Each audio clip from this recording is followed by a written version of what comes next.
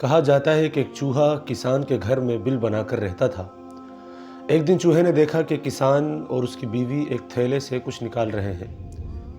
چوہے نے سوچا کہ شاید کچھ کھانے کا سامان ہے۔ خوب غور سے دیکھنے پر اسے معلوم ہوا کہ وہ ایک چوہے دانی تھی۔ چوہے کو خطرہ محسوس ہوا۔ خطرہ بھانپنے پر اس نے گھر کے پچھلے حصے میں جا کر اپنے دوست کبوتر کو یہ بات بتائی کہ گھر میں چوہے دانی آ گئی ہے۔ کبوتر نے سنا تو مذاق میں اڑاتے ہوئے کہا کہ مجھے کیا، مجھے کون سا اس میں پھنسنا ہے۔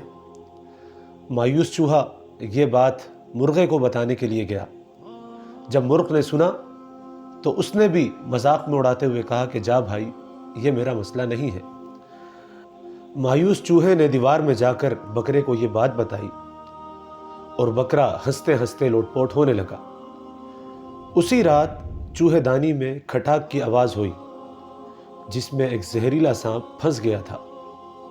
اندھیرے میں اس کی دم کو چوہا سمجھ کر کسان کی بیوی نے اس کو نکالا اور سانپ نے اس کو ڈس لیا، جس سے کسان کی بیوی کی طبیعت بگڑ گئی۔ طبیعت بگڑنے پر کسان نے حکیم کو بلوایا۔ حکیم نے اس کو کبوتر کا سوپ پلانے کا مشورہ دیا۔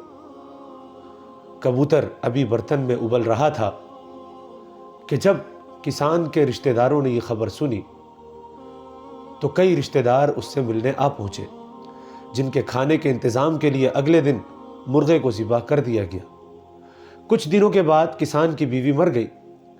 جنازہ اور موت کی ضیافت میں بکرے کو پروسنے کے علاوہ کوئی اور چارہ نہ تھا، جبکہ اس دوران چوہا بہت دور جا چکا تھا۔